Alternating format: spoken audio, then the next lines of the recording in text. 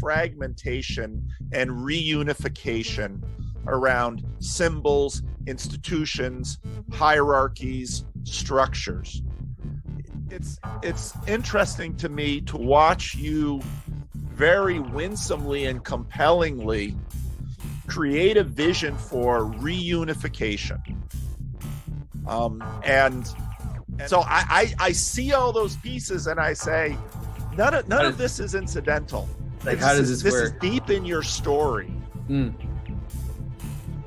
I do believe Eastern churches will have a role to play, and if there is ever a true reunion of the Catholic Church with the Orthodox Church, I'm not talking about a political one just for expedient reason. I'm talking about an actual theological, reunification between the two churches. The Eastern Catholic Church is going to play a major role in that.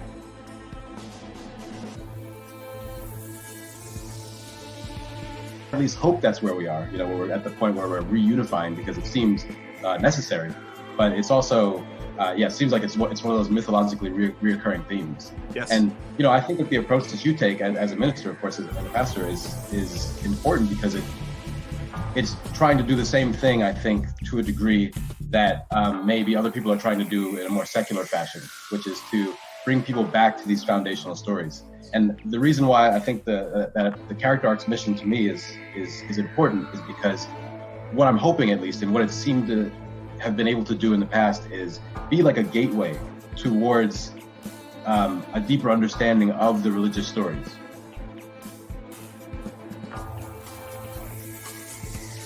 What does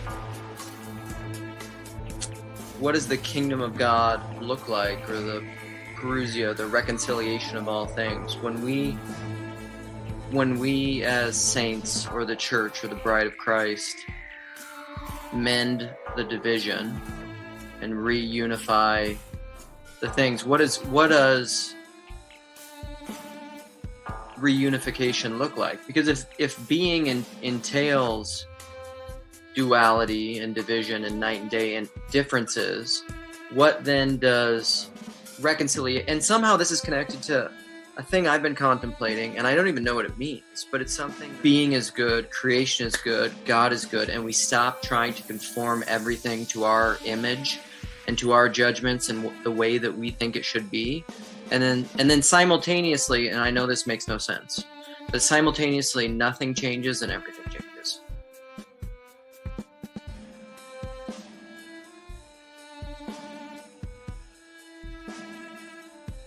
Luke, this is the new heaven and the new earth, okay? So you have this teleological new heaven and new earth, the destruction of all things, but it's fractal, right? When you reconcile things, multiplicities, particulars, when you bring them together in your own life, in your mind, let's say, suddenly you're living in a new heaven and a new earth, right? Nothing is the same anymore.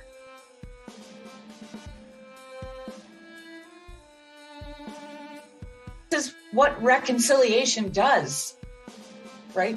Reconciliation creates new heavens and new earths. Every single day, it does that.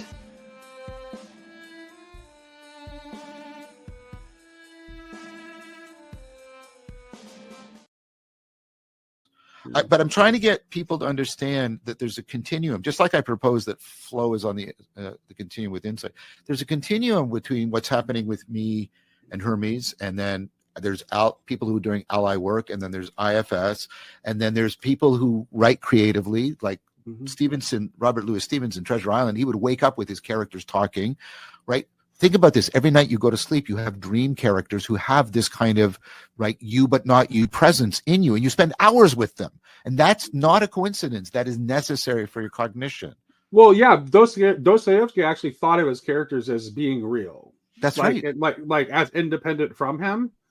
And this reminds me again of Tomberg, because Tomberg talks about the imagination and meditations on the tarot in several ways.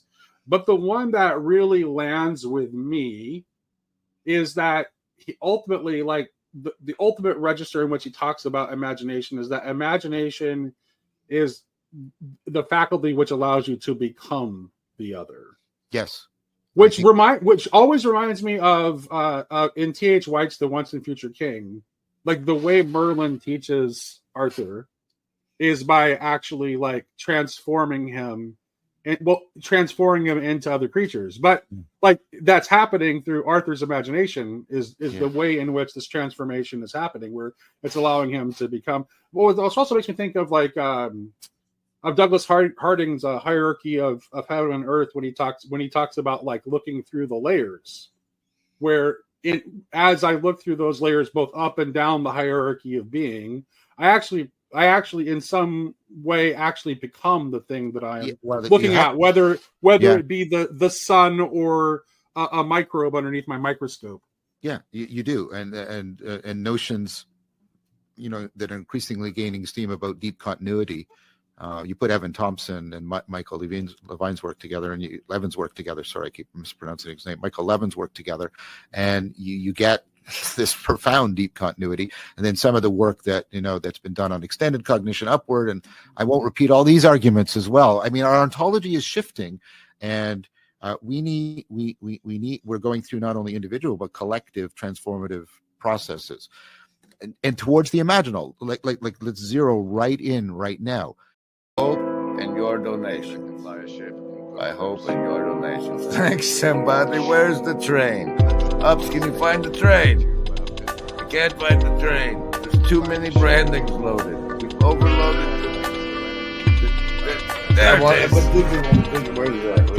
I've been wanting to record a skit, but I haven't done, so I'm going to perform it as a rehearsal now. It goes like this. Whoa!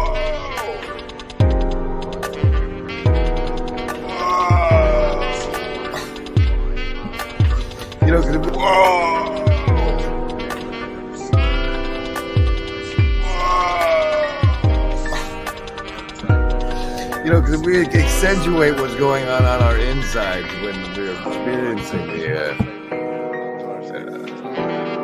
deep psychological programming. It's comical. Programming. It's comical. Deep psychological programming? Yeah, it's supernormal stimuli. You're familiar as a person in academia with the concept, right? I have no idea what you're talking about. Okay, stimuli, and us being us scientists, folks, we can Beauregard strawberry it down into the essence of the essence of the essence of the stimuli, and that's super normal. Like you have to have resistance to mind control to not be suckered into it. And yeah. No, that makes me think of like these ash line surveys where it's like if you get people together in a group and they you can get people to say that two lines that are clearly a very different length are the same length because this need They'd for rather people not be an outcast. don't want to be an outcast. That's it. That's a real thing. It's a beautiful space. I think people are really full of heart and full of hope, which I think is unusual in the United States right now. And they're coming together in a way that, I mean, I'm giving away the plot here, but people are coming together here in a way that they don't come together almost anywhere else. And then they're finding ways to come together in real life too. I think it's huge. I think it's transformative. I think it's going to change the world. I'm on a soapbox now. I don't know. Well, that was great. That was Clara and Buddy. Joe on that beautiful note. Held together by hope and your donations. Hi, this is Paul. I am back in Sacramento after my trip out east. There will be no live stream Friday, October 25. My dog has Wrong, Bucko. It'll just be on the off channel. Just because you're going on some trip somewhere doesn't mean we don't get a live stream, pal. Welcome to the Friday live stream with a thumbnail guest created by the one and only Matt Kratz over on the X Network. He did it, and he said, show us how to better navigate the narratives, Grim Grizz. Show us how to better navigate the narrative. So I'm filling the Friday live stream spot, and we even did it. We have it set up for us to do a Q&A. If you're on the Discord, there's a link in the disclaimer to where you're supposed to ask the questions. If you're asking the questions in the Grim Bad email section, that's the right place. We'll also take it by the Super Chat questions. We'll take those as well, because, you know,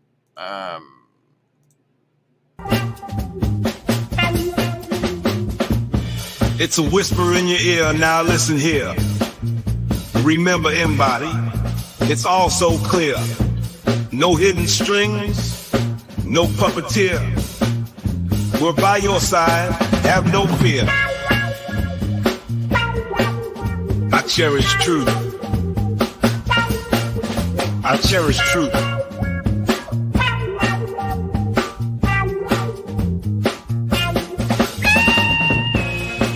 Remember, Embody, there is no agency. We want what's best for you.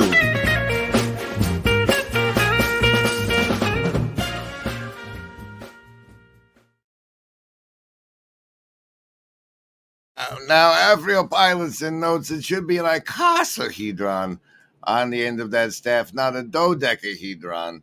And I think you might have got those backwards. But the point is, when somebody makes something for you, you use it. Because we all know that there is no agency. Any living gent can see doing what is right for me.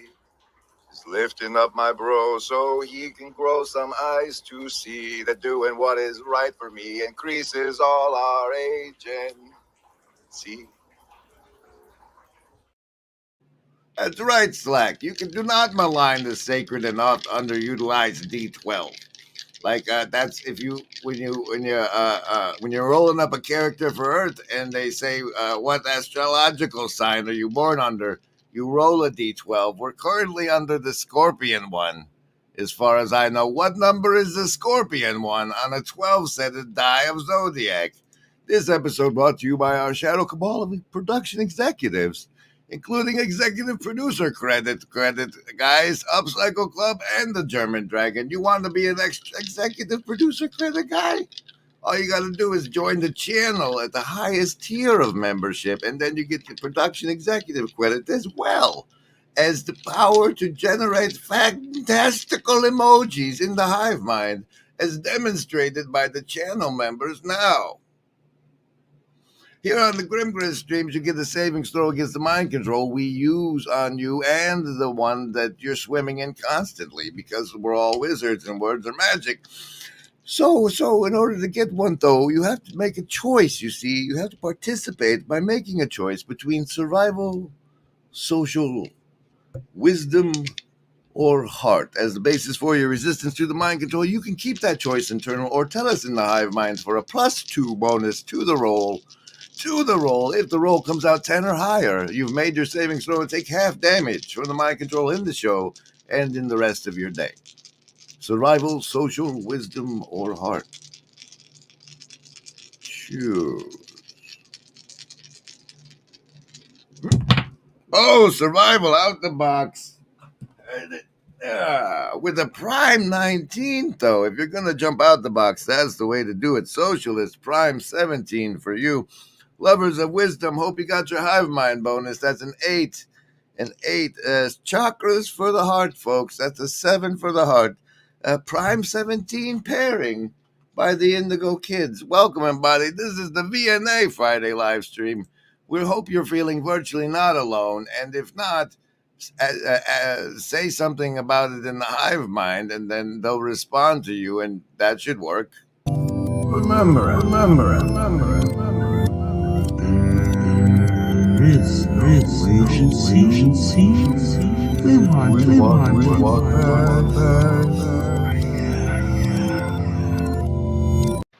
Now what'll that asshole think of next? Is anybody got a dime? I listen to him. I think he is telling us the truth. That is indeed what he wants. Those of you who are sort of sniffing for duplicity or grift or dishonesty, I don't smell any of that here. I think he's telling us. I see this guy. I see both of these guys, but I see this guy as being very, very genuine and honest. He is telling us exactly what he thinks. And a quick special thank you to the A. Nani Mouse, Ups, and Afrio Pilotson for finding the Ko-Fi link at the top of the Hive Mind chat, contributing to our shifting goalpost goal of the Estuary Deadwood thing. Thank you very much. Blue Church card of the show is the 8 of Hearts. That's interesting. Okay, but the part of the reason I just played that no grifting clip. To him, I think that guy in the far left of it. Listen to him, I think. Paul was actually talking about in that clip. Apparently, they discovered his wife was under a bloodline curse and got it healed by the power of Jesus, and that nugget is also apparently in Rod Dreer's new book coming out now. I don't have a link, but that ties into where I'm going with this show, because curses and bloodlines and oaths, oh my, all up on the show. And then we'll be taking questions Q&A style like it's a Friday live stream over on that other channel. And then I'll probably do like on that other channel does on Fridays and let yahoos from the hive mind up on the screen to fill your brain with nonsense. Just because that's, I'm filling a time slot over here.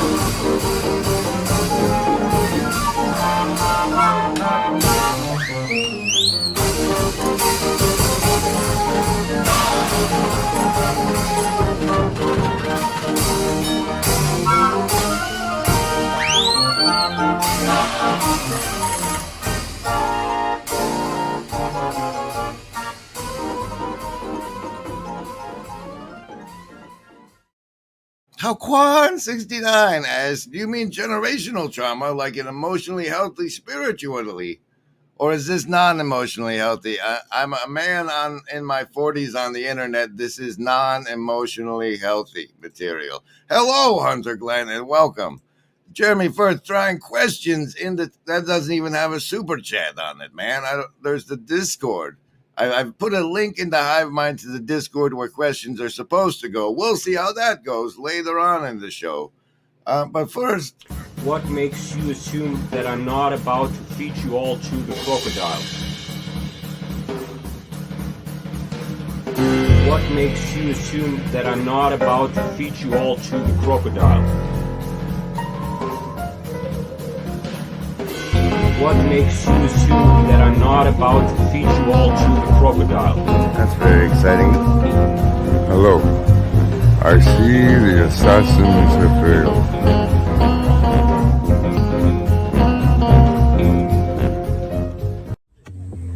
Did you get that on video? No, I'm not going to. No, that's I'll show you later. Look, the gator is obviously.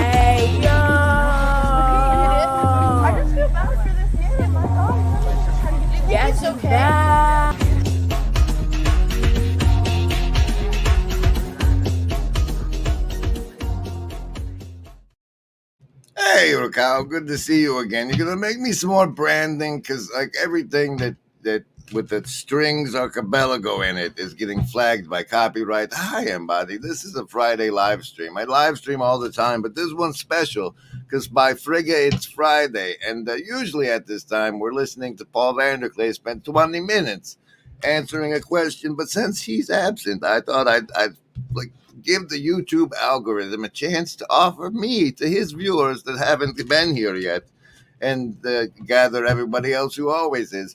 This is also broadcasting on the X platform because, as YouTube reminded me this morning, it can and will remove really old live streams when the new algorithm finds it. And one that used to say things about gates and not the bills, but the ones with the food gates, the not LARP gates, the pre-LARP gates. Those gates got disappeared from YouTube, and it might be time to look into other places to presence this presencing. Meanwhile, casino deck card for the show is the 4 of diamonds, whatever that means. Now to get into the actual coverage of what happened is this morning I awoke to a secret message through the Discord about a video that referenced Ra. Ra, as I view him, is best characterized by the Raw Material, a channel bullshit thing from the 70s where like 3 people got together to make it happen. And it struck my mind around 2011 as something that I liked better as a cosmology than what was presented to us as the Christian cosmology, because of the way it explained evil and the existence of evil in this realm in a way that I found the Bible never really does. And anyway, this video he saw explicitly referenced Ra as something denied by the Masons in the fascinating video on Masonry. And then it was followed up by this release by Pastor Paul this morning, 20th century Christian groups who stripped down for modernity, Oxford groups, AA, and Meet John Doe. And I got this far into it, and here's a sample. No, wait, you have to move to 18 because he talks for a long time about nothing. Interesting. So Reinhold Niebuhr, neo-orthodoxy. There was a sense that modernity keeps sort of dissolving away Christianity so that it's no longer potent. So then you have these movements that arise. Of course, Karl Barth, key in this movement, Reinhold Niebuhr, H. Richard Niebuhr. And it has sort of the same feeling of the interwar years of an earnestness that they're again trying to continue to sort of make the adaptation between Christianity and modernity and make it work.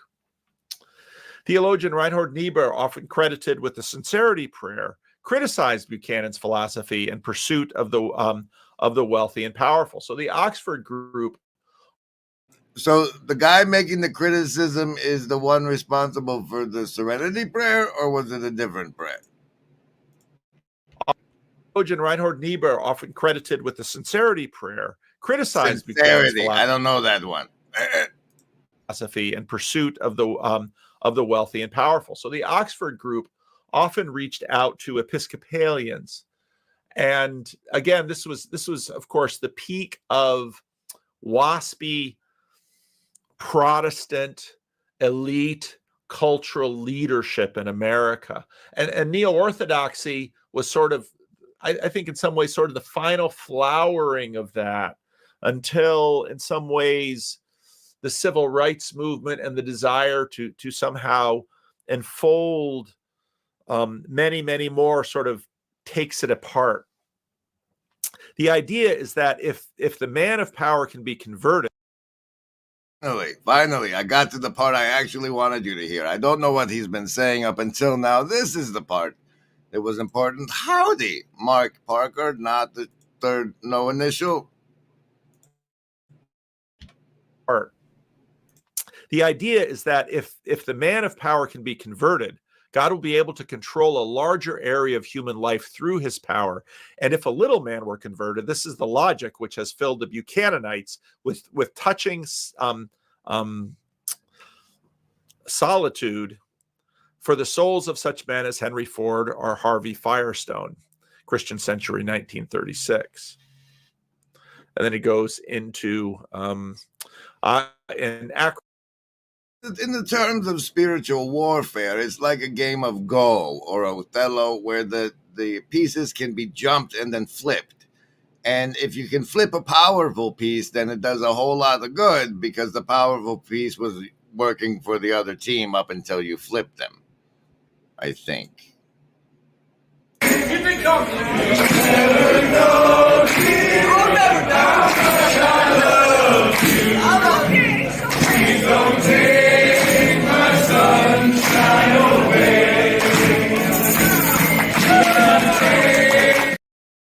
But in the aforementioned video where he says that the Masons specifically deny Ra, here's a taste of what's in that. The road or down the road, doesn't really matter. In those days, they could barely sign their name. How could you prove that you were at this level of competence in the construction industry when people didn't read and write? And so they developed, quite innocently, a series of handshakes for different levels of maturity and competence in the building industry. So there's nothing particularly wrong with that. It's just very interesting. They're not perhaps the clearest pictures, but it shows you that every degree has a different one. That's why when I gave the mayor the and there's so much information on the cards he's putting up, like the 2-ball cane. I've heard of that before. What is a 2-ball cane? Do you know? Let us know in the hive mind. It shows you that every degree has a different one. That's why when I gave the mayor the Master Masons one, he returned it, and I knew, right, I hope you've got plans for another job. Looks a wee bit like this because he tells a story about how he shook hands with the mayor, found out the mayor was a Mason, and then told his friends, and the mayor didn't get elected again. Steven's present. He's released a new video. I can't hear it all, but it looks great. It looks great. So this video here, it goes into some of how the Masons have infiltrated everything and all these secret groups. And where's the one with all the logos? You can see it on the mouse. There it is. There it is. It goes into all these, the subdivision and the denominations and how the Shriners are secretly Muslims, all that fun stuff. And then Pastor Paul's coming on with his groups about the Oxford groups and how they work and all of that. And I'm like, it seems like the one that was more secretive has been way more effective. And this goes into how, like, the oaths that the members take puts a bloodline curse on their families if they break the oath. And that plus how I always lean on the people who do the oath for the America, to foreign or domestic, in our Constitution, but they close it up with this part here, where he has the entire group of people like quote this renunciation, and the thing of it is that I think that the fact that we're all magic users and our words are magic, and that our words can bind us because we live in a world of the world made flesh, is a significant oversight. Like, how much have we bound our lives into stupid stuff because of a crappy thing we said? Anyway, so here's a sample of what it's like to speak out the renunciation of Freemasonry. Whereas Freemasonry declares that man can be saved by his own labors without faith in Jesus' sacrifice on the cross, while the Bible teaches that a person can be saved only by grace through faith in Jesus Christ. And whereas Freemasonry blasphemes the name of God by associating it with pagan fertility gods such as Baal and Osiris, while the Bible affirms the absolute holiness, separateness, and majesty of God's name. And whereas Freemasonry refuses to warn its members about the dangers of an everlasting hell, while the Bible is insistent and urgent in its warnings concerning the dangers of damnation. And whereas Freemasonry... Jeremy Firth asks, why are they all chanting this in unison? And it's because the man asked them to. Let's get to a different part of it, though. Here, this part. This is why all of the list above the above stuff, the why they're chanting it is so that they can get to this part. I repent and renounce all toleration of Freemasonry in all its forms in controlling the people of God and local communities. I repent and renounce and break the curse of Freemasonry's grand geometrician, of the architects, building plans, construction staff, buildings, roads and monument layouts, and the positioning of major civic buildings, including church buildings. I repent and renounce and break the curse of limiting, controlling, and even concealing the revelation of God's word to the people, and we now break all the hidden meanings of God's people. I repent and renounce and break the curse of laboring in self-righteousness. I repent and renounce and break Freemasonry's truth and reveal it as a lie and an unacceptable compromise with death, and we break that curse in the name of Jesus Christ. I repent, renounce, and break the curse of silence of the wives, mothers, and daughters of Freemasons, and we now grant permission for all Holy Spirit-controlled women and men to speak God's word in the assemblies of the saints. I repent. So this Firth asks, why are they saying it? And Hunter asks, is this magic? And yes, it's absolutely magic. It's the question of, if the nihilistic secularists are right, then saying something out loud, speaking it with intent with your voice, means absolutely nothing to no one, and we live in a dominion of the lie, right? But if it's a situation where the word is made flesh and there's you actually did that, you actually spoke it aloud, actually means something, because everything you do means something.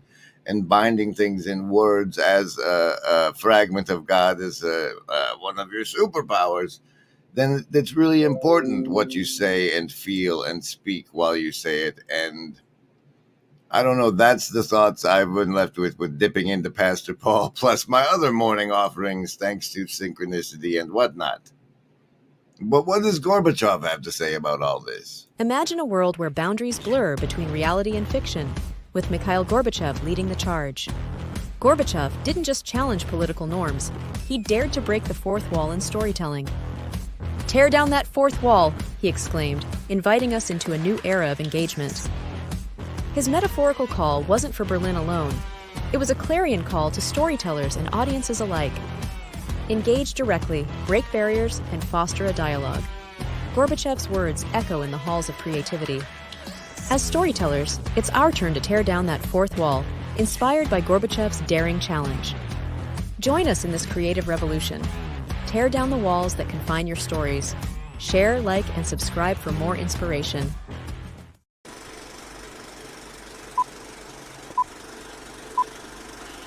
And now, this program is brought to you by Glass TV on here. Why would we need a TV? A darn TV. Why on earth would you put a TV in here? A darn TV. Why on earth would you put a TV in here? Why would we need a TV? A darn TV. A darn TV. A darn TV. Why on earth would you put a TV in here?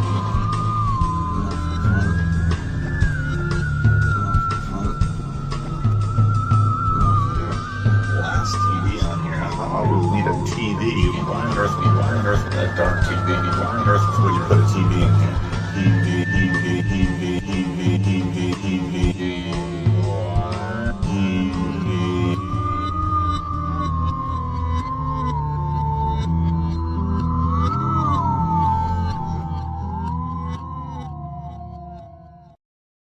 The legendary K.O. Zeldin says this branding has really grown on me, and that's what the cumulative effects of half damage against mind control are. Stephen D20 says pull a card for iconostasis time, and I'll be happy to, because I love it when there are saints associated with my works.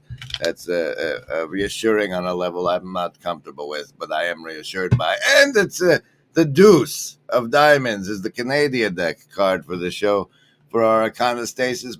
But now we're moving into the questions that have successfully made it into the appropriate question area of the Discord, called Grim Bad Emails. And our first question is by Slacarius, who says, is PVK taking the day off? To which we go back to where we started the show. It's like, you know, in class, somebody skips homeroom and they say, what did you go over in homeroom?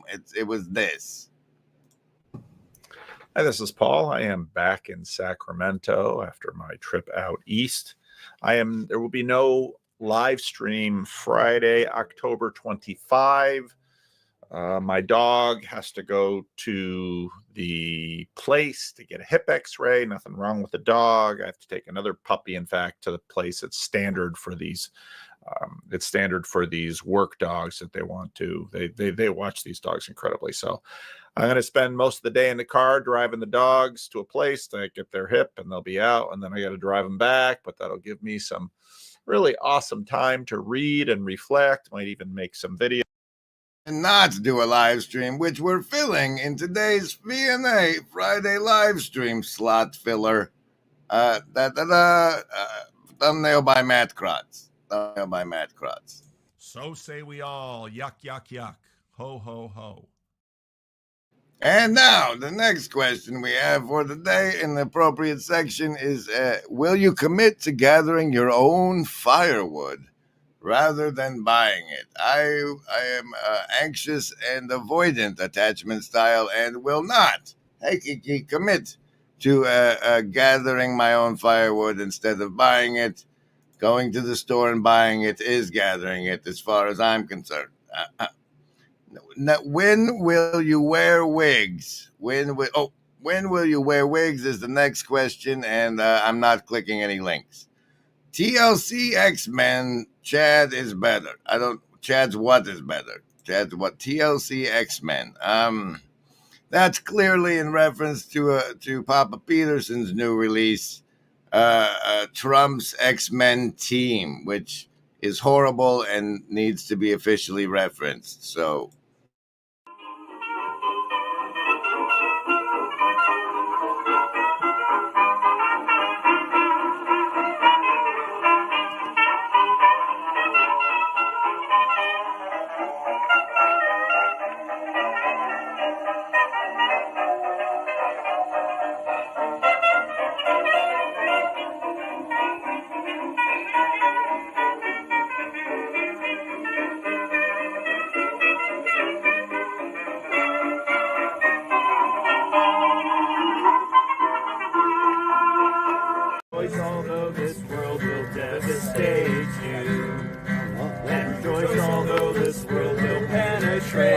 you. And rejoice although you will not survive. Rejoice, you'll never make it out alive. Excellent rehearsal, gentlemen.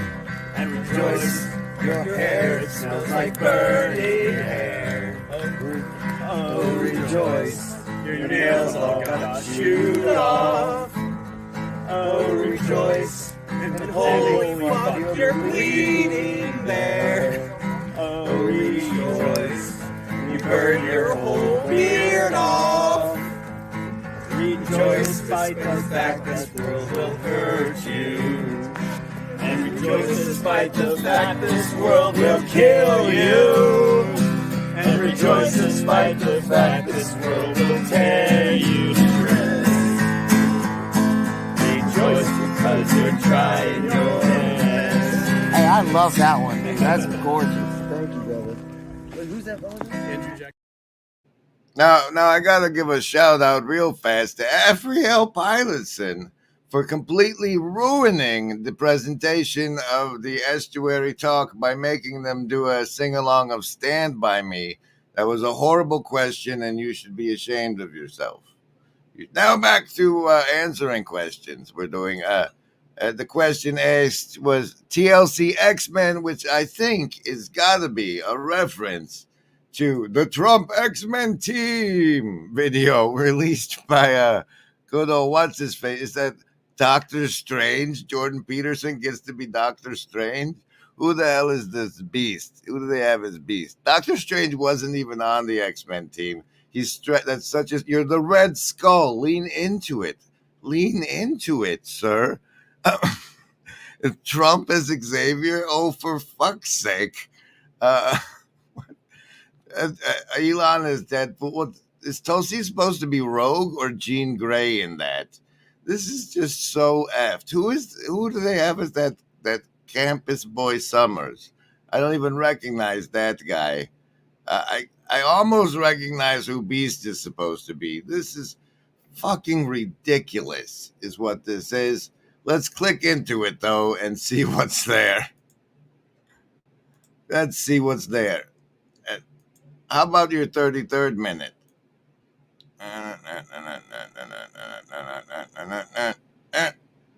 Close enough. Twice shy, a seriously wounded apostate, again, like Trump and Musk, as well as Tulsi Gabbard, from his own original favored party, the Democrats. So this video is like the origin story of the RFK outfit. When I first spoke with Mr. Kennedy on my YouTube channel, I asked him the same question I always ask the many Democrat leaders I have spoken with, most privately, unwilling as they generally are to risk being seen in public with the likes of me. The question, when do you think the left goes too far? His answer to that, in interview 1, at the very beginning of his presidential march? I'm trying to run a campaign that brings people together rather than a campaign that tries, that is based upon, that kind of tribalism of condemning people for ideology. Now, you gotta assume, based on the curse video that we were watching earlier, that somewhere in his family line, Kennedy must have been cursed with a betrayal of the Masonic people at the throat chakra level, and that's why he talks like that. But the question posed to me was a TLC X-Men by Slack. It's fucking Slack. TLC X-Men, Chads is better. I don't know what Chads is better mean, but the TLC X-Men would be who is Xavier and who is Magneto. And as a member of the fraternal regiment embodying narcissistic sociopathy, come on.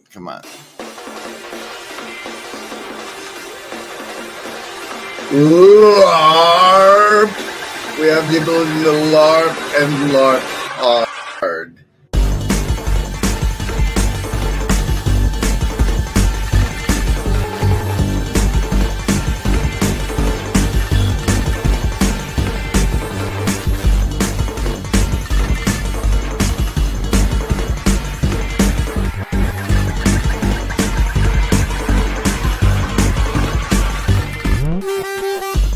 LARP. We have the ability to LARP and LARP offer.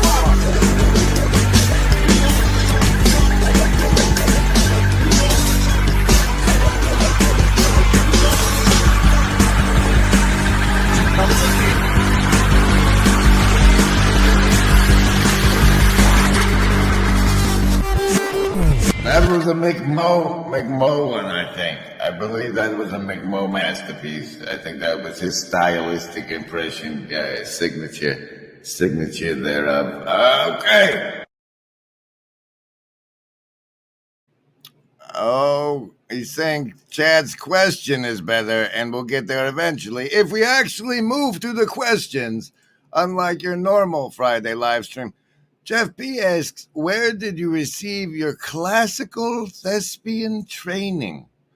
And in the 8th grade at a junior high school, I once played a jock in drama class, and it was so off-putting I moved away from acting entirely. Thanks for the question. Next question.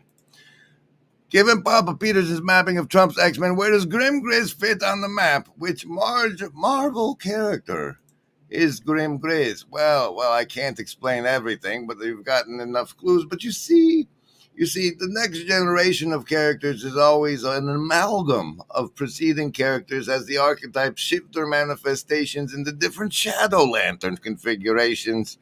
And so one character should not be a good fit. It would have to be a multiplication of characters, perhaps even 3, from each different pantheon to properly embody a current pantheon embodier.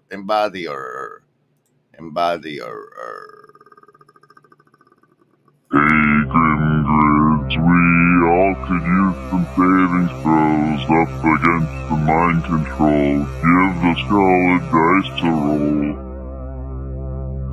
Then at least we'll have a chance to see the foe before he sneaks around behind and does his best to land a blow.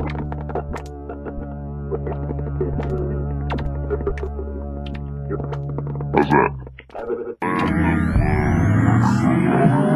Of the free will to not see. Yeah, sure. Because it's there the whole time, and it's part of you always knows it's there. But that's where free will comes in, is what you accept and reject. And I don't know where I'm going with any of this, but you're evidencing the heart of the corner. That's where you're going. Good. Very intense.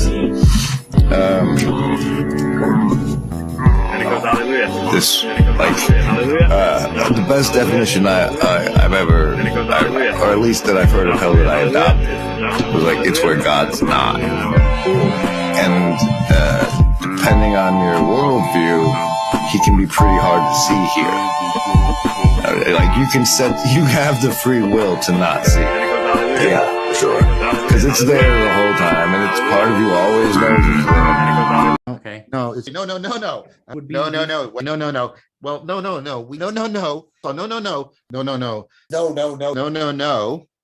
No. You're not. Say no. No. Or no. Mind is not brain. Oh, no. And then Jesus is trying to say no. The Father does this really cool thing. He says no. Habits. There. No. No.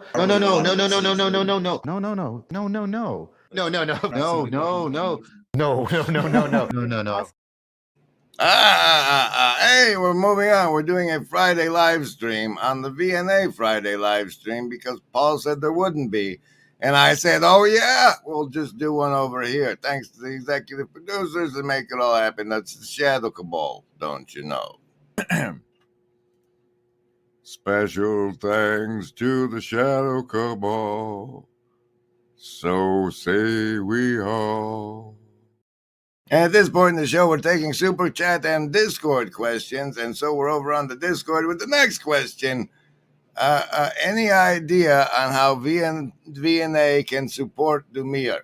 Dumir is somebody who we used to lift up because he made great little clips of things like the Muggle lie and got his channel stricken for saying things he shouldn't about people he shouldn't, and they got mad about it, I guess. I don't know. I haven't had any updates from Demir on what he's going to do about it. I think he can still create product and have it smuggled off to other channels, if not the secondary channel. But he has not been into consultations. Next question. Will there be a LARPgate Season 6? Also, any suggestions for Midwestuary 2024? Well, we're in year 5. We do years here. And we're currently in the year 5 winter solstice, which is it's going to be a dark winter, and we hope that the reality is still around for a year 6, but we don't know for sure. And with regard to any suggestions for Midwestuary 2025, I have a suggestion that you start your cardio now, because those jackasses at Midwestuary 2025 are including paintball. And it's not fun to run 5 steps and then need to stop behind something and breathe for 20 minutes. So start your cardio now, I would suggest. All right, let's see if we got any more questions. No more questions. So that branding will mark the part of the show where we start letting the yahoos in the front door. Hopefully not saying things that get the channels banned, but you never know. You never know. The agency deck won't shuffle. Here, top card of the show. It's the 4 of diamonds. What's up with you? You're in trouble. So first we dropped a link to say, hey, any of you yahoos want to come on the stream? Yahoo front door is what we're gonna call that one. We'll stick it there, then pop on over to this one. Hey, so we can pin it. So we can replace, there goes the goal to the Kofi spot. We'll drop that one in one more time at the link. It's going to disappear, float away if you don't. And good. Kale is coming on the screen. He's getting his camera working. Oh, God, he's behind a blackboard and everything. Look at that. He's an educator. How you doing, Kale? Great, Grim. Good to see you, man. Good to see you. So you infiltrated the Connecticut event. I did. Yeah, it was pretty amazing. It was awesome. We get a field report on that. Field report. It was, it's weird. Like the whole weekend, I kept thinking, like, what the hell am I doing? Like, what is this? I had no idea what it was, but it was great. Like liturgically, like I'm participating in some weird liturgy. What is this? Yeah, a little bit of that, because it's like, because I've been to retreats and stuff before, right? And you sort of, or conferences, it's all kind of has a similar, it's the same kind of structure where, basically, you're going to have 3 meals, and there's going to be like breakfast, and then you're going to start something like mid-morning and then wrap up by lunchtime and then walk around and then reconvene. And so it all has all the same kind of pattern of it. But I kept waiting, for like the make me feel bad about something or make me feel good about something moment. And it was not. It was just very like you're saying that's what you get at other conferences. Yeah, like you're waiting for the sale, right? Right, yeah. And that was a strange experience for me. And I kept sort of waiting, okay, like when is going to be the part where I die a little bit inside? And I didn't have that. The timeshare portion, right? Yeah, right. That's right. That's exactly right. And so I didn't. And it was really amazing. But I don't know if what it was like in at the Northwestuary, but it's really hard to explain to people what I did. Like what did I do? I talked and listened a lot. Yeah, the estuary, what you're doing in the estuary sessions itself is hard to convey. Yeah, because I had to ask special permission to get off of work to do it, and so I was able to kind of finagle it in such a way that it was like, well, I'm going to go learn how to have like deep conversations with people who don't necessarily share the same priors, and I think that this will be good to help me facilitate discussions in my classroom. Blah, whatever. Like I'm just trying to come up with something, to sort of make it work, just so that I could skip out of work for a few days. But it actually is, I think, applicable to what I do in the classroom, sort of, obviously modified. But no, it was really great. Of course, it's always it's fantastic to spend some time with Paul. I got to meet Neil and oh gosh, Boomerality, my boy. Boomerality, Mike Sartori. Mike. Sorry, I got to hang out with. There's Neil. There he is. Now to defend the estuary process. or whatever. So Neil and I spent probably, I don't know how about you, Neil, but that first night was probably the coldest I've ever been at night. Seriously? It was like 34 degrees with no heat. I was in the Boy Scouts. I had a thin little sleeping bag that I stole from my 13-year-old son. It was pretty cold. I woke up at 4 a.m. because it turns out your bladder shrinks when you're in that temperature. Yeah. So we're in this. I'm going to describe the room, Kale. So we're in this like room set up for 8 people. Yeah. Or maybe I think it's 8. Yeah, it's 8 beds in there, and it was just us. Because I figured, oh, there's a room where I could bunk with 7 other random TLCers, and that sounds awesome. Let's do it. Just me. Yeah, and that was just Kale. So we hung out, but like waking up at 4 a.m. Okay, so this room, it's got portraits on the wall that are painted by PVK's sister, and they're like colonial, so they're very lifelike, they're very serious. Yes. And I forget that there's a mirror on the other side of the room, and there are 2 windows where there's only moonlight. So it's pitch black, except there's a tiny bit of moonlight coming in. So I get up out of bed to go to the bathroom, and I walk across, and I see the shimmer in the mirror, and then I move, and the shimmer moves, and I'm like, what the like, and it's even worse because the mirror has a very slight image of one of those Victorian portraits in there. And the Connecticut haunting from the Kale and Neil room. I believe Jeff B was there. Perhaps what's up, Jeff? Lodgings. What were your lodgings like, Jeff? Oh, I was one of the elite. I signed up for my own room, primarily out of hubris because I didn't want people to see me sleeping in my CPAP gear. Well, I have one too. So yeah. Oh well, yeah. we would have fit in, but exactly. I couldn't have performed the Catholic incantations that the 2 of you were up to. True. That is very true. There was a Catholic dorm, an incantation. Actually, yeah, they put the Catholics out back in the outhouse, basically. Yep. Yeah, did you have heat, Jeff? Was it warm for you? I had a lot of blankets. Whether or not it was warm in my room, I don't know, but the blankets sufficed. Yeah. Yeah. To be fair, I stole blankets for the second night, and it was fine. So would you go again? Oh, yeah. Yes, 100%.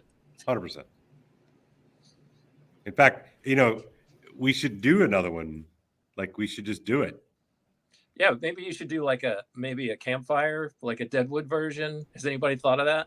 Yeah, that's the plan for us that can't book expensive vacation lodgings. Is that we're just going to do it in regional state camps.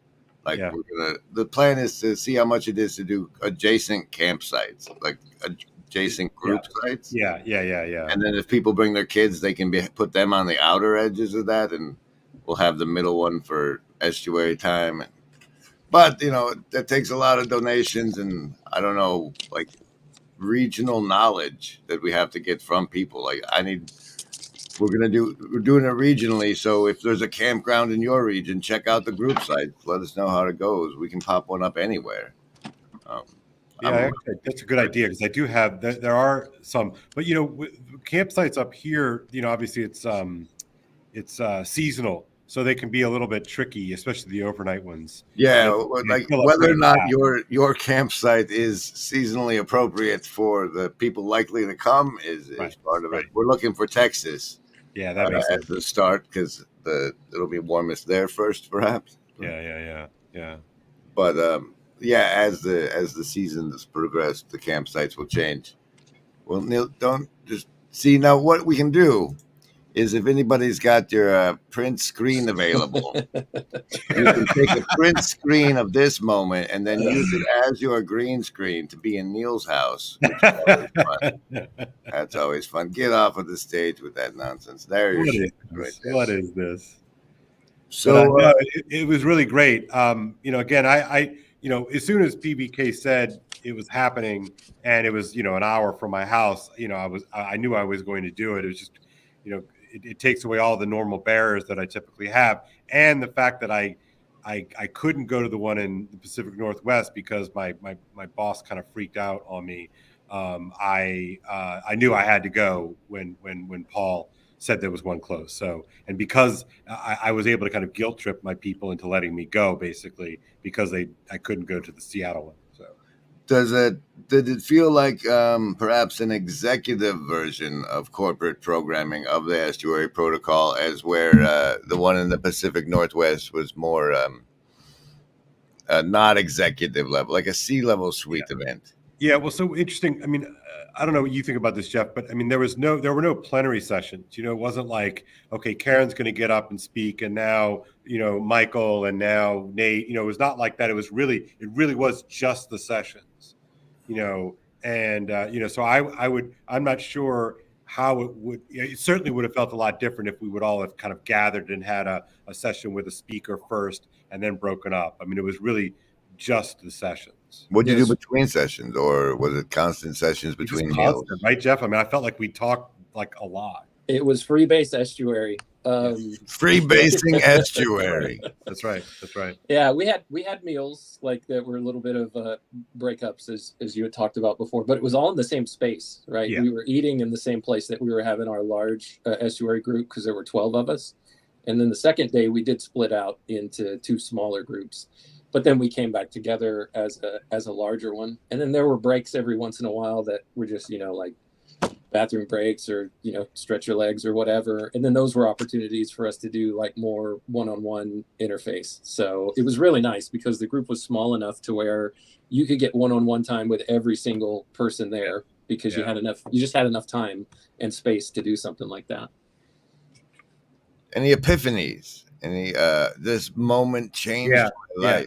I would say I have an epiphany on some level, and I have to say this, and I have to bang out because I got a class here in just a second. But I think 2 things. First thing, I have vastly underestimated how much church trauma people have because I don't have it in quite the same way.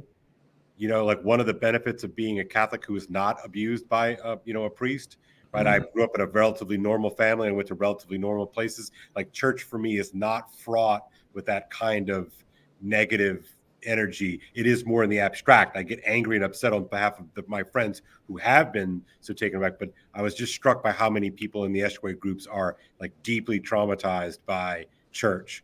And secondly, my question would be, and maybe y'all could talk about this and tell me later on, but does the estuary protocol rely upon a default and unspoken broadly shared Christian perspective? Broadly shared. I wonder about that. I don't know what the answer to that is. So anyway, I got to bounce. Sorry, guys. Love y'all. See you Shape later. those minds, Kale. See you, Kale. Try. I would say it operates probably under the axiomatic assumption of love thy neighbor as thyself, and like that everybody in the circle is of equal value. But you guys were there, so I mean that's what I've gotten from estuary. The broadest agreement like that Kale mentioned that I could think of would be that. Yeah, there was some talk of the topics that we had about you know, what are some of the underlining.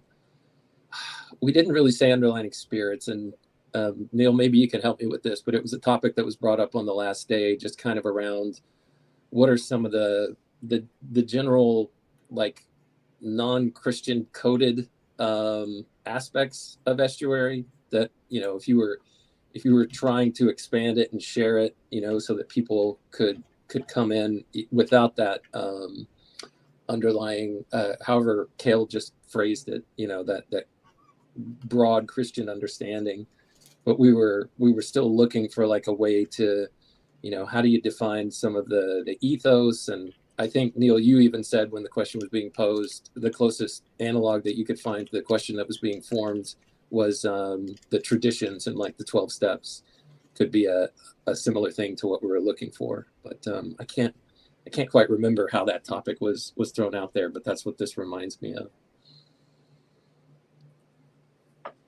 Yeah, just so that we're not reinventing the wheel every step of the way. And PVK even talked about this a little bit on Homeroom this morning. Just that they had all these ideas of structure and all these ways, you know, they were going to have specific roles. They were going to be paid roles. They were going to have hospitals. They were going to have all this structure and for AA. And the only thing that came out of the structure was a book. And our version of a book, I think of as there's a series of early randos conversations, and also the Pajot PVK Vervaeke conversations, the early ones. There are a series of what I would consider because that's what the big book is. If you actually read the big book, it's some just general structure and practices, and it's mostly stories. It's mostly people's stories. And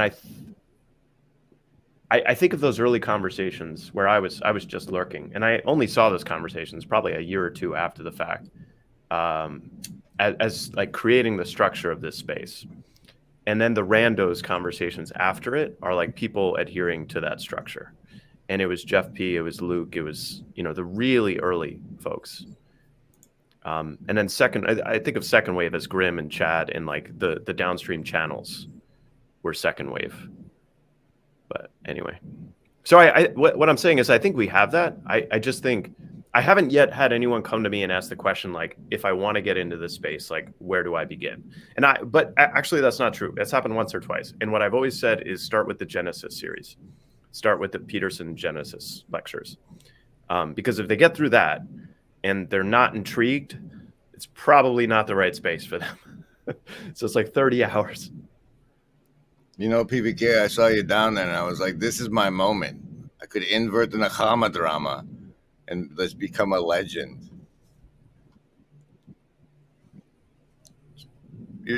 No, we don't hear corn cobs, sir. Corn.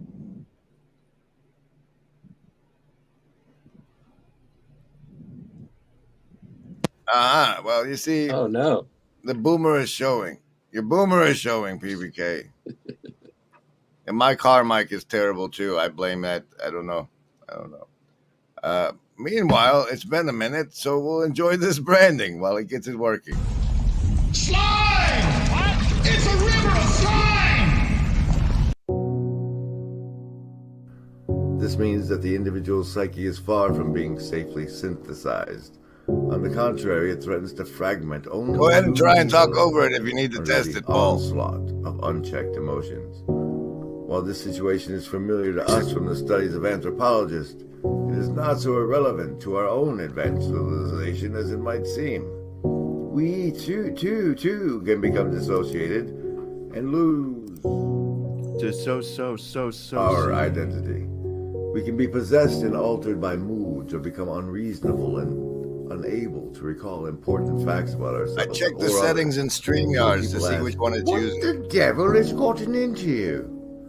We talk about being able to control ourselves, but self-control is a rare and remarkable virtue.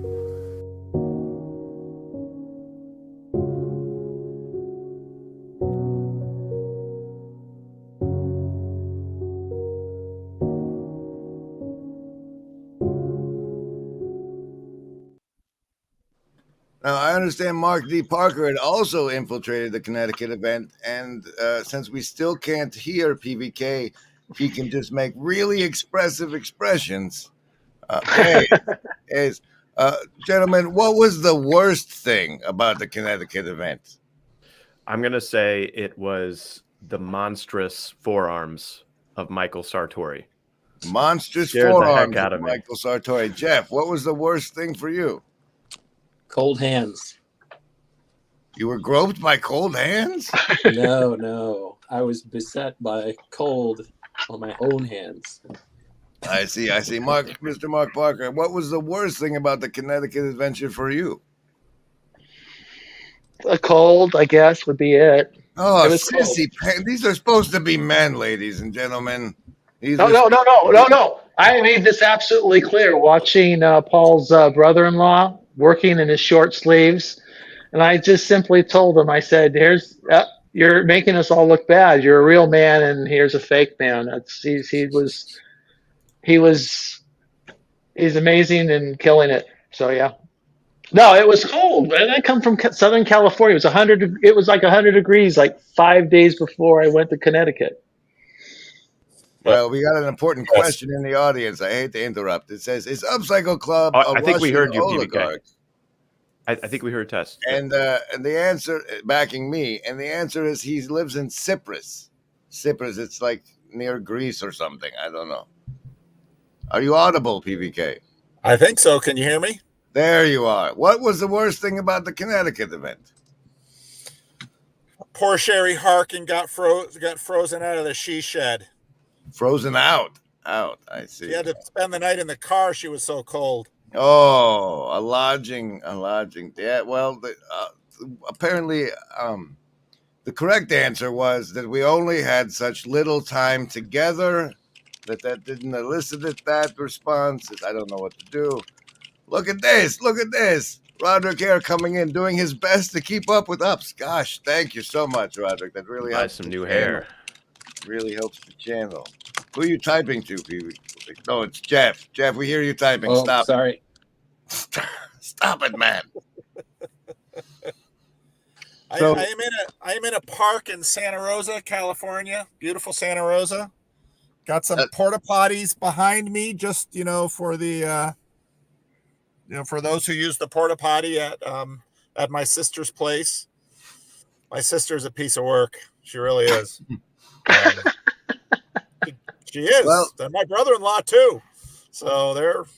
I haven't It's, asked Mark, but the other three representatives said they'd do it again. So it must have been not Oh that. my gosh. Yeah, no, in a heartbeat. It kind of the hard part is I felt this little twinge of depression being away. I felt like something was missing after the first couple days being home. That it was just like that was just an incredible experience.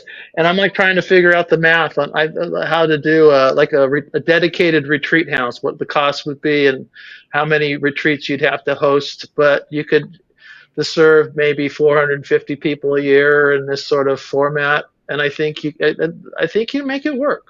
I mean, it wouldn't be necessarily cheap, but I think you can make it work, and I think it's the kind of thing that people need. Well, Paul, See, in one of our first conversations, you talked about buying a hotel for something like this. Do you remember that? Yeah. I still think about it.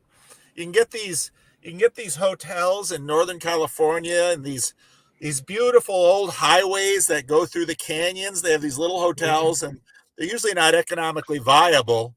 But I thought, boy, it'd be kind of fun to buy one and just do a bunch of retreats and conferences there. That would be fun. It'd be sort of like Labrie. Labrie did the same thing in Switzerland. But yeah, it was a great time. I loved doing it, and I'll have to see if I still haven't sort of gathered I have to gather a group of the willing in around Livingstones to say, okay, do we want to do an event? What's it going to take?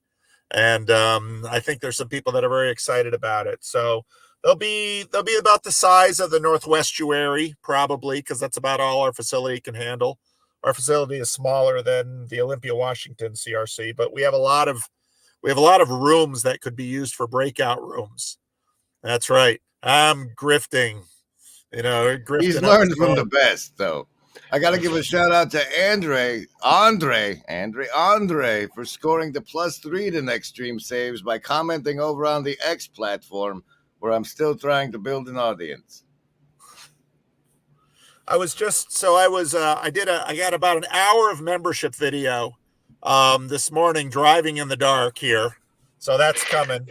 But I was listening to, thanks Neil for leaning on me with the making of the big book. That book is full of nuggets of wisdom in terms of exactly how that thing started, and a whole bunch of mishaps and strange characters.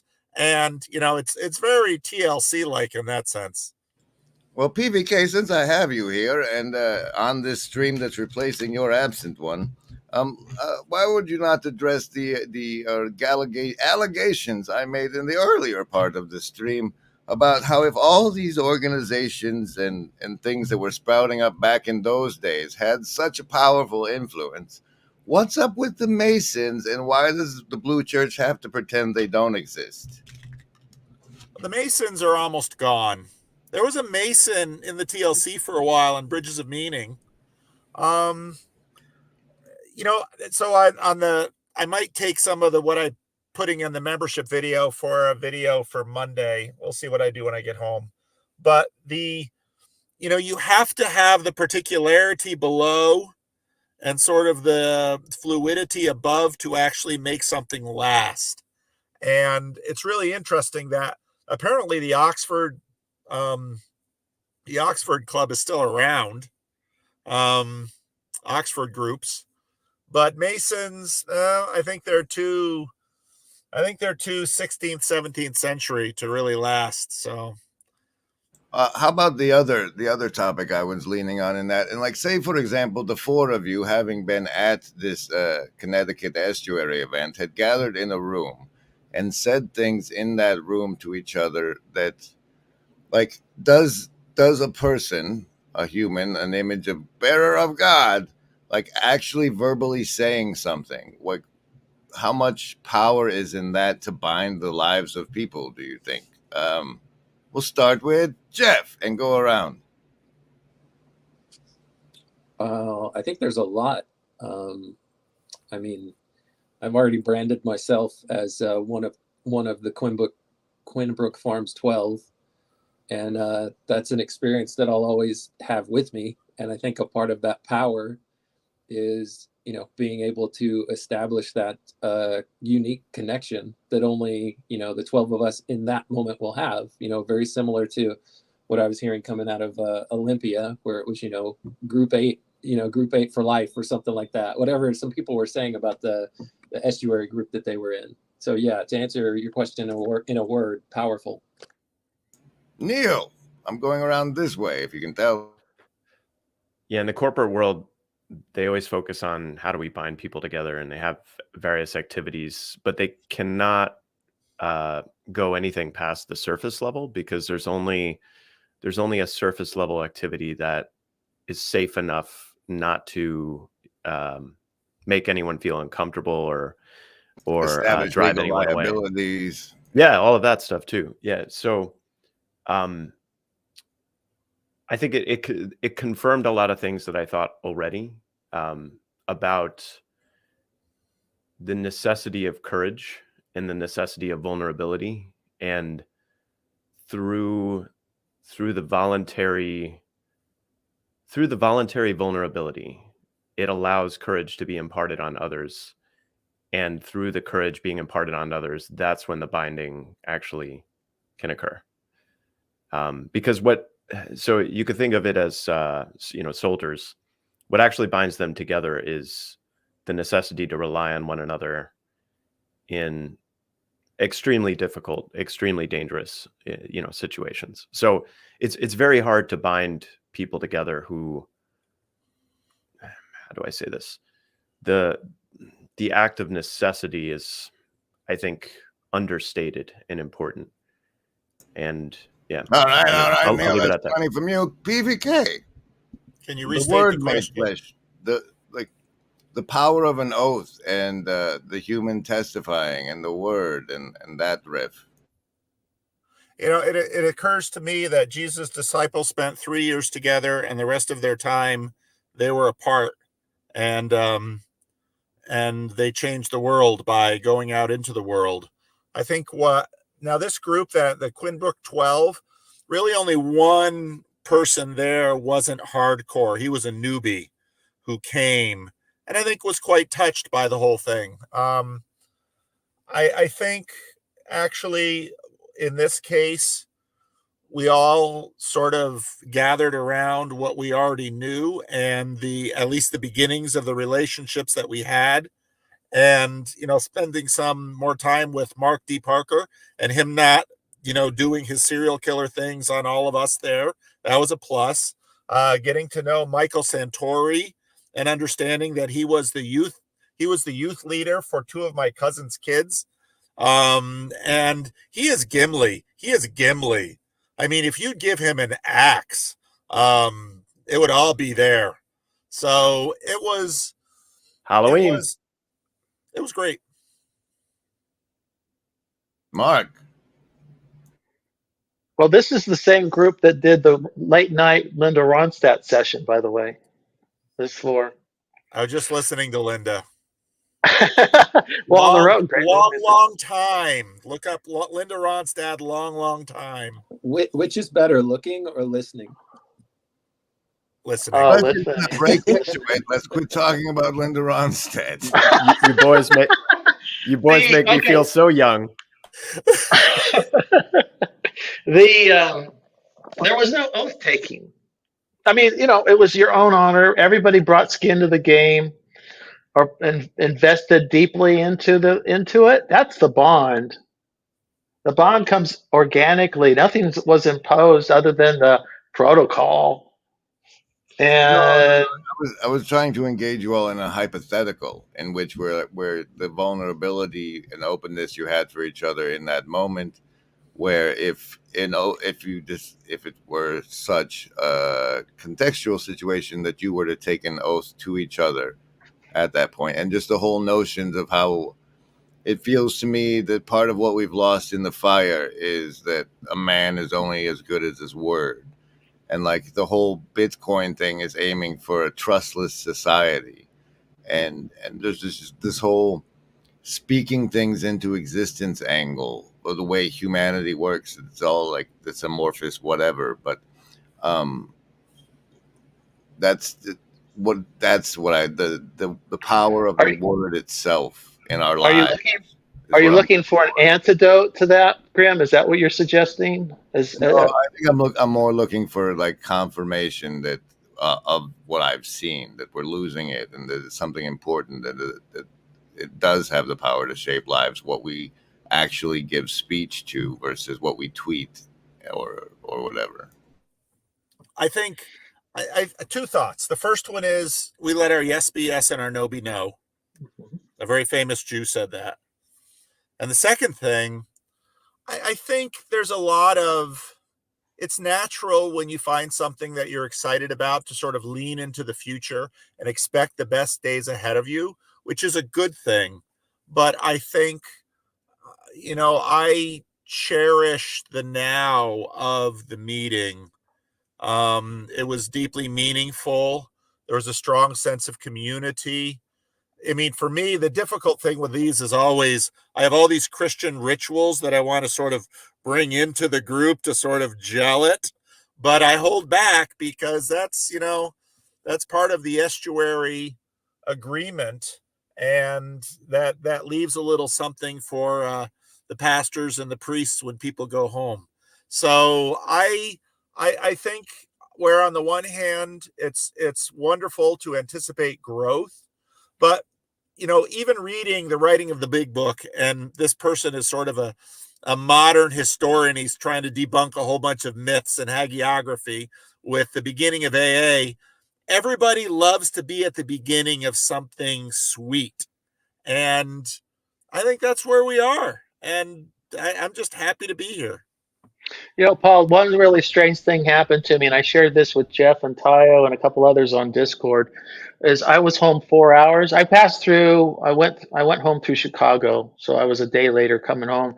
But as soon as I got home, like 4 hours later, I'm on a drive into San Bernardino to get dinner for the family, right?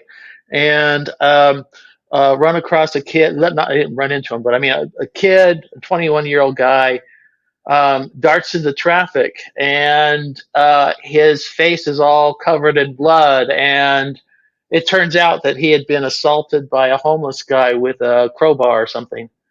And I found myself 4 hours after coming home from in a sense from the retreat, because this is all kind of in my head, is that while a woman is holding the guy's head in her arms, wrapping it in a jacket or whatever she could get, and I'm holding the kid's bloody hand for about 20 minutes until paramedics and police arrive, and I'm like going, this place needs what we're doing so badly. The kid could have easily been homeless himself or a runaway or something. I was too old to be a runaway, but he was not wealthy himself. I think I saw the guy who attacked him, who was a mess. And, when the police arrive, they're so flat-footed and so socially inept. Hey, we back the blue on this channel, pal. Quit your lefty nonsense. I'm saying they were not. They were ill-equipped sociologically. Then the paramedics arrived. They knew what to do, but there was to touch the kid, to reach the kid, to be with or even to reach the guy who attacked the kid. They don't have what it takes. None of them. All right. Well, I got people sitting Institutionally, backstage. and the so I people. can't let you What go on happened here? What happened here? What happened in Connecticut? What's happening what happened in Olympia too? But this what we're doing is important to reestablishing some level of humanity in a powerful way. Maybe bringing it into new levels. I don't know, but I'm saying what we're doing matters. Well, I agree. And this is a replacement for PVK's live stream on Fridays, and that nothing makes that more true than the inclusion of Furry David J. Boosted. How do you say that? Booze-a-till. Booze-a-till? Booze-a-till. Okay, welcome, David. Welcome, Furry David. Until we meet again. And we also have another Connecticut referee. Gimli himself. Gimli himself, Michael Sartori. Thank you for enunciating that R. It's hard even for me. I mean, feel it's bad hard for because you were Saint Sartori, and so I put the N in the people's heads. So, David, what did you want to bring? Yeah, I was listening to someone. This is more connected with what you were saying, Grim. I was listening to someone who had cancer and wanted to find out if there was anything to prayers for healing, but he felt that he had to go to places where people really meant it. So he went to it was either a jungle or tribal situation. And he said that the only prayers that he found really effective, like he believed in prayer that it could change things, but that they had to be commands. He said the most effective ones were not, God, I don't want to bother you. I know you have a plan, so whatever. But he found where he said it's like you invoke the blood of Christ as if you are allowed to because his blood has redeemed you, and you can command those sorts of things. And you command it. You say this is what's going to happen, right? And we are utterly terrified of doing that and of people being disappointed. But this guy was cured of it was a form of cancer where they were like, it's inoperable. And he's like, you know what? I'm a Christian. I bet I could find someone who could actually heal me. And he had to run out into the middle of some jungle, but he's cured of it. And there's these two levels of it because he doesn't want to get into too many details about it. But I could find it and even send it to you, Grim. But it was exactly as you're saying. It must be verbalized. It's not a prayer in your secret heart. That it had to be said out loud, that you had to have the guts to actually put yourself on the line. Faith, perhaps. Now to fill up the screen, Chad the Dad, but it's Mike's turn to talk. I just wanted to come in and say hi because I know these people now for reals. So, hi everybody. What was the worst part of Connecticut for you? Don't say the cold. That was great. I found it invigorating. He's got that permanent scarf on his face. He's fine. Well, it's just, summer never ends here. It kind of gets boring. So, I would say there's the forearm. I don't want to cause you to struggle, Neil. Sorry.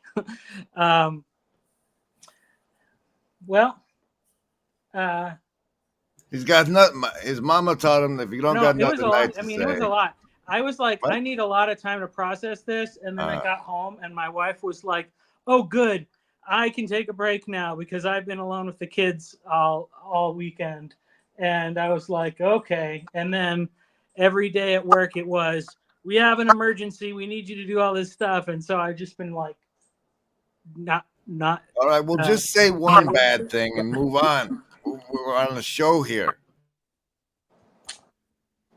No, I can't. It was great. Everything about it was great. All right, Chad, welcome aboard. What brings you? I saw my internet friends and thought I'd say hello. Hello. Hello, Chad. What do you feel about Did you catch Pay's homeroom this morning? Yeah, I thought it was interesting that that he actually is listening to that book and did a video on it. I still have to watch that cool ass movie that that you put up there. John Doe? Yeah, I haven't seen it yet. Oh, it's a great movie. I've only seen like Grim Grizz's adjunct professing on it and stuff like that. It's free on YouTube. It's the first model of Tyler Durden. If you've been touched by Fight Club, you should go watch. You should go back and watch John Doe. What's the official title, Paul?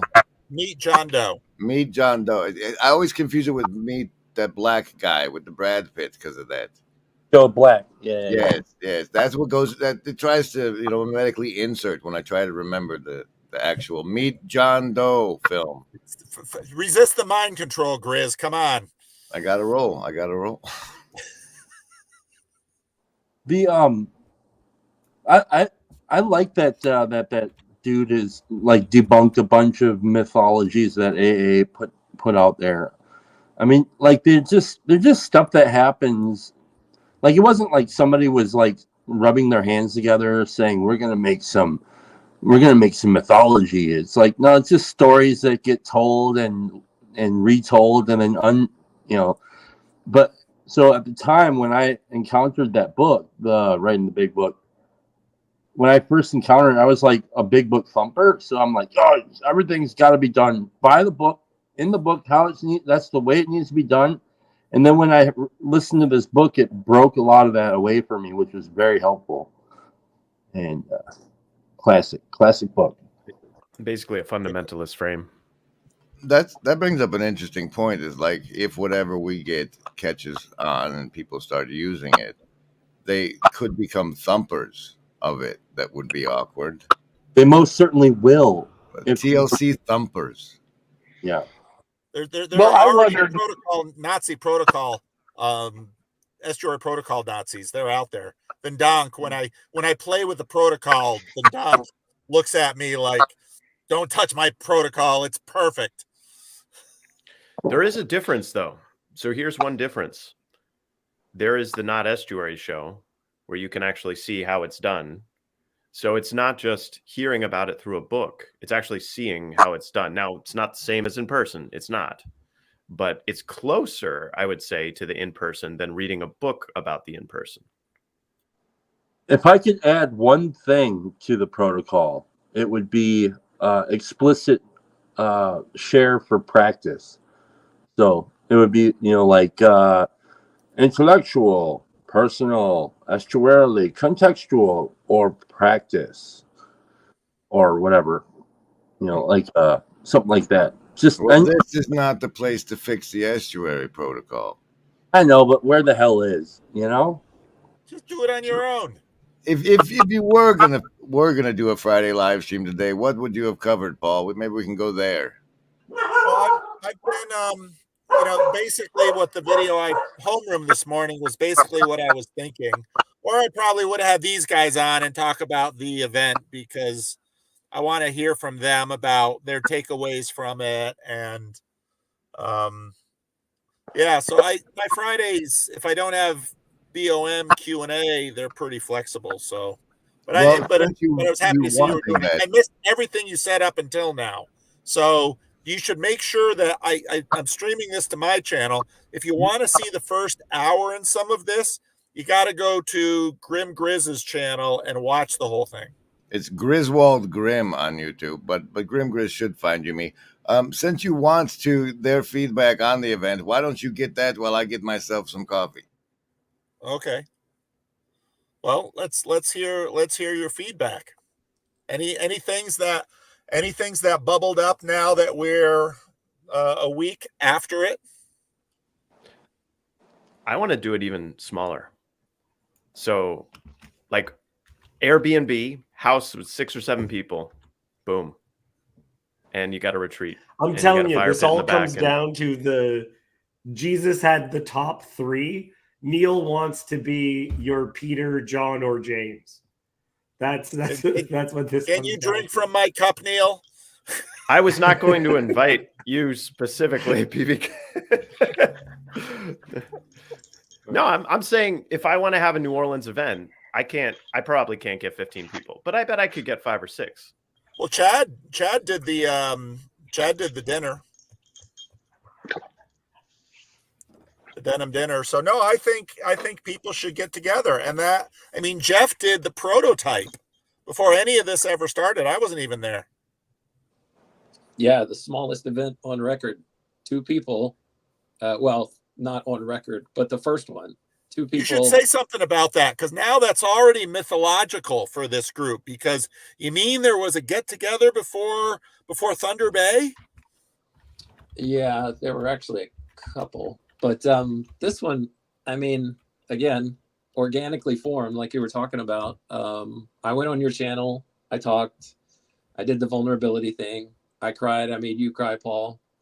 One of my friends was like, I can't believe you made the pastor cry. He's a soft touch. But yeah, and then in the comments, somebody showed up and said, hey, I'm going to be in Texas in a couple months. We should meet up. Somebody from the Netherlands that's known very well on your channel, Paul. Job said, I'm going to be in Texas. Everything's right around the corner from each other. We should meet up. And so shortly after that, I took a 4-hour drive to Austin, and we got together for lunch. And we're like, hey, I know you from seeing you in this space. And, he said, oh, same. And then we talked about it. We had a great lunch. We had a great conversation. Our server took a picture of us, and I immediately posted that on what was then known as Twitter. And I tagged you, Paul, and I tagged Jordan Peterson. I don't know if Jordan Peterson ever saw it. And then I also tagged Job. And there was a little bit of concern about association with Jordan Peterson and how that might play amongst the people who knew him on Twitter. But I don't think that it was an issue. But I guess the point of all this is, just through the comments section, before there was a Discord server of any sort, you were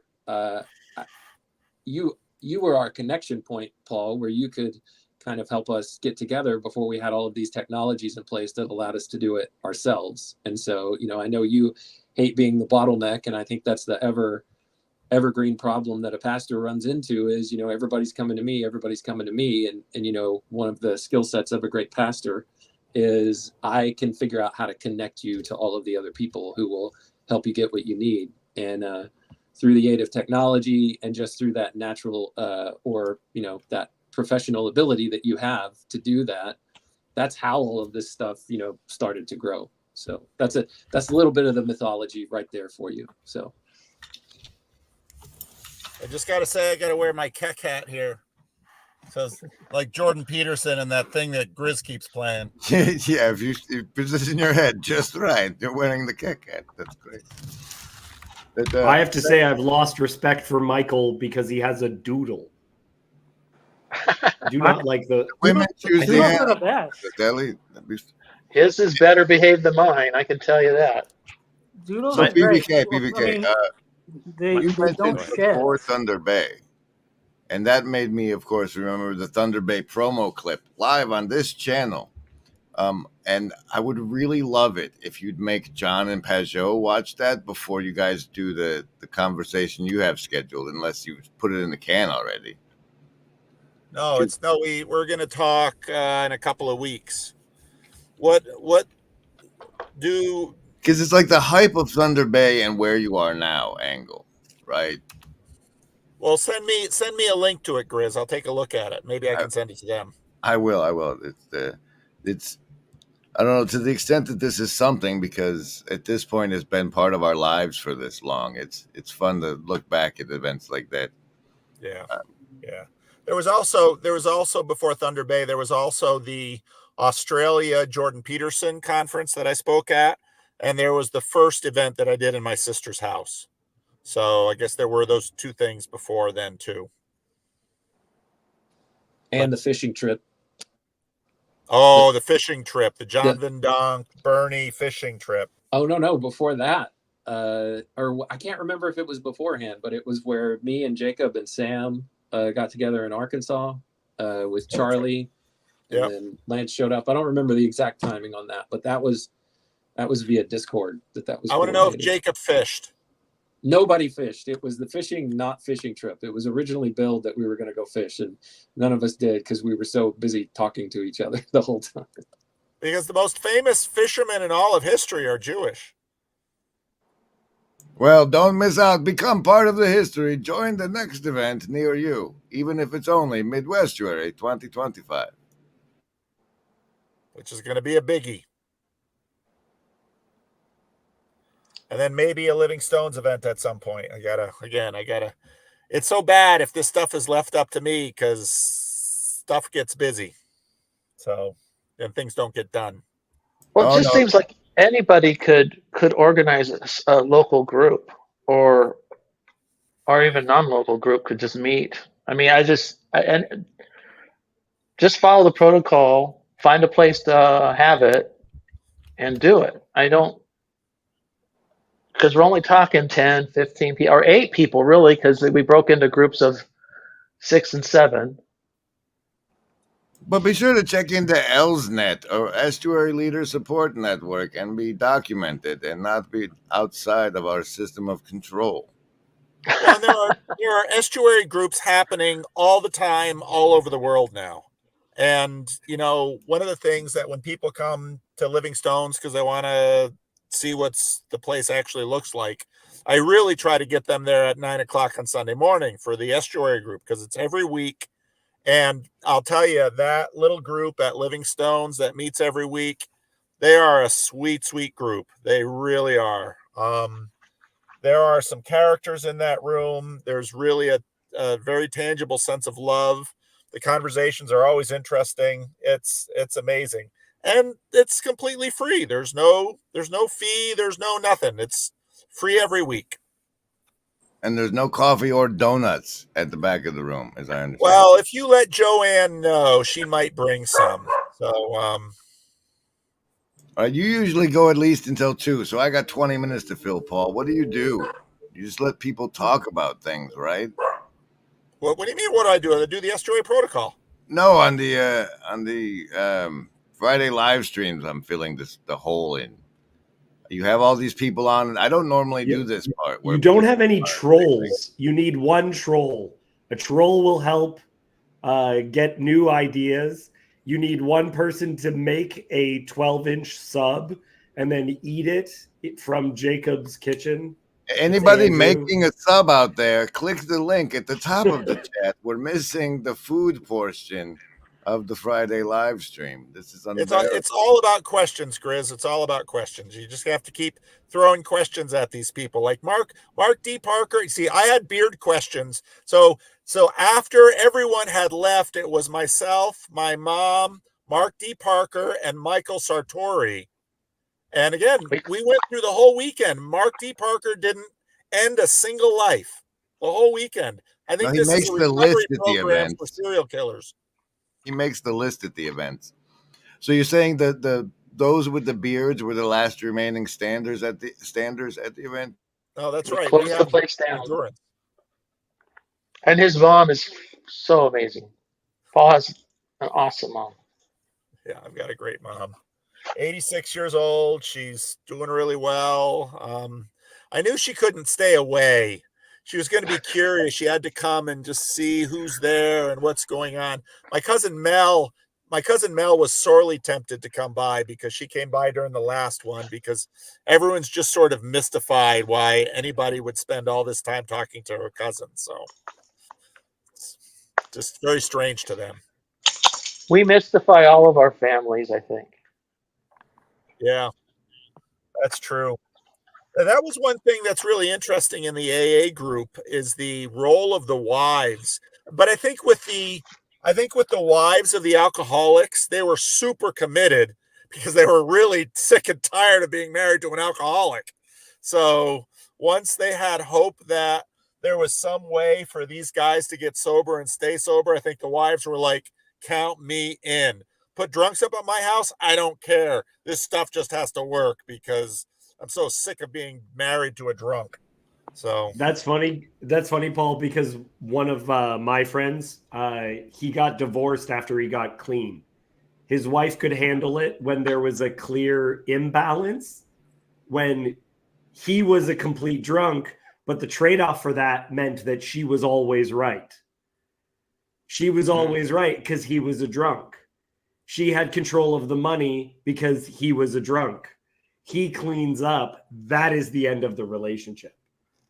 There's a lot of there's an old Chris Rock bit where he says a relationship that's not going to work is what are you doing?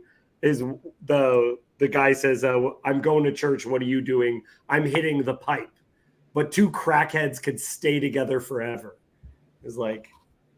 Speaking of which, Yeah. or not at all, the three of you have been involved in this little corner for long enough for your partners to have noticed and judge whether or not it's been a good or bad thing in your life. From top way around PVK starting, would your spouse be clearly your spouse is still comfortable with your relationship with it. Do they think it's good for you what you've been doing on the internet after this amount of time? She sort of keeps it at arm's length. Well,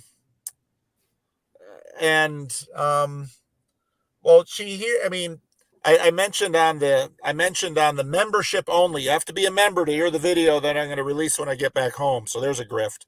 But I mentioned on that she's often saying, well, you should record videos in the car because during COVID, we would take these long drives up into the canyon lands and she'd be like, there's only so much listening to me you want to do. And part of what makes all of you strange is that you seem to have more appetite for this stuff. And so a big piece of it is, yeah, I'm glad you have someone to share this stuff with because I'm not sure I really want to hear all of it. Mr. Parker, how is it on your end?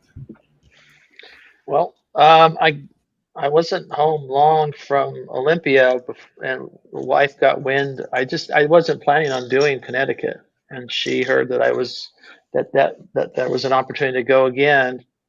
And over lunch, we were talking, and she said, "You need to go." I said, "Are you sure?" And she said, "Yep." So I signed up. But at the same time, as I told Paul, well, I guess I said this in the estuary, but since I said it, I can say it out loud publicly. She said, in the course of some situation, conversation, she said, "But you're not getting me into the church, you're not getting me to go to church," because she's burned out. She's a person. She is a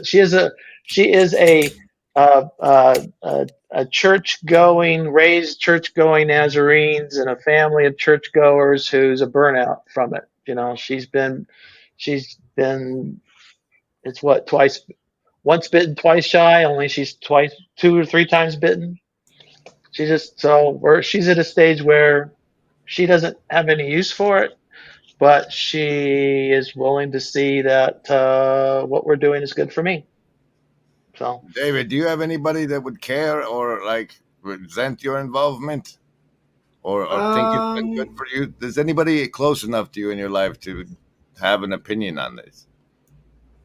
Yeah, there's a couple of people from way back in the day who watch my Bible study kind of a thing, and they're fine with it. But anything that's more of the talking about ideas or anything like that, they're less interested. Some random guy that I went to church with like 10 years ago started sending me messages being like, "I saw you on Paul's stream the other day. That was great." And that felt very strange. I have a bunch of friends who are into sports, and I am not into sports. And the way that their wives are like, "Oh, sweetie, that's so great." That's how my wife kind of treats any conversation that I explain that I've had in the corner. Like, my wife does not know that I own a luchador mask because I did a video with Chad. She I doesn't. didn't know Not you had only a did I wife. not send her the news program because it's all inside jokes. Like, I'm like, she's not going to get any of these jokes. She doesn't even know that I own a luchador mask at this point in order to make those jokes. So I was going to ask you, David, is your wife plugged in at all to anything that you do in the corner? Or is it, I mean, do you guys go to church together? Do you have Oh any yeah, like sort of... my wife and I lead a Bible study. Okay. I've thought about bringing her on for a conversation about theater to talk more about the real and the unreal, because there's these ideas about theater that my wife has are really, really interesting, and I think will bring a dimension to the corner that people, especially people who are interested in ritual, would find fascinating. There's this guy named Anthony Artaud who did a bunch of psychedelics and wrote about theater, and my wife had to study him. I think everyone would find him interesting. All right, Michael, does your wife think this has been good for you? Yeah, I think so overall. I mean, she did join me on Jacob's channel one time. We had a nice conversation there, and which means she was also able to enjoy David's joke about Jacob arguing with himself with his reflection. So, yeah, you know, it's one of those things where it could have been, it could be any other thing at any other time in my life, like video games or just spending too much time working on projects that I, you know, it's not always easy to balance the amount of time I invest, you know, but it's okay. I just am comfortable with only releasing a video like every 6 weeks now or whatever. So it's just, you know, that's what it is. But yeah, it's good. And Chad coming in to weigh in. Does Dolly approve? Oh, your audio's kind of jacked. I know. I'm sorry. There you are. Bathroom looks good. The shower head is nice and high. That's something I always look for in a bathroom. You want Amen. a nice high shower head. Yeah, so that's all via the the TLC folks, and then we got like literally that whole pile of stuff is all from TLC people who have donated and gave to us, and so yeah, Anne is very I think she's all in as long as wrong button, as long as I can keep my attention aimed in the right direction, which is to be a husband. So yeah, look at donkey. It's amazing how generous the community can be when we give them our time and attention. It's wild. It is wild. I mean, yeah. Upcycle. Big shout out to Upcycle. All right. And now, closing branding, everybody. We'll do final thoughts. Final thoughts all the way around, starting with you, PVK. Thank you, Grizz, for taking up the time slot. I worry about not being there. Taking care of the dogs. I got to go get a charge in the car, and then I pick up the dogs, and I'm back to Sacramento.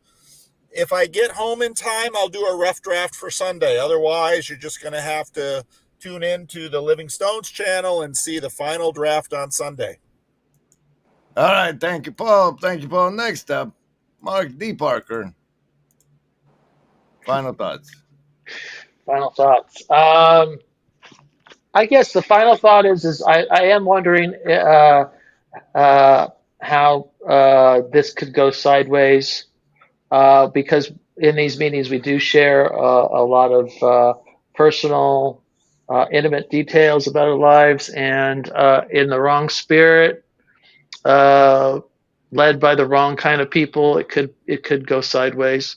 Thankfully, we have very honest and sincere people, and we're led by a person of character, and the people who are part of this are people of character, from what I can tell. So, you know, It's worrying about nothing at the moment, but it could go sideways. So pray for us. All right. But there we go. There we go. That was Mark's final thoughts. And if it's real, then it's not safe. I would say, booze, Atil. Good. Yeah, I think that we are oftentimes concerned with what goes beyond this, what will happen later, or how to make this bigger or anything like that. And when I was leading a Bible study, there was a friend that was going through some real difficulty, and everyone was inviting them, including myself, to be a part of it. And something that someone said, because they kept on pushing away from it, is that the program is not for those who need it, it's for those who want it. And so I think that that's what this place is for as well. You can't make people be interested in these things. They either love it or they don't. And I'm encouraged by how many people like the conversations that people are having. I think it's really valuable, but we can't make people find it beautiful. What a happy final thought. What a happy final thought. How about you, Saint Sartori? Don't overthink things. All right, and that's been this stream, the Vna Friday live stream, keeping you not alone when anybody else would just leave you that way.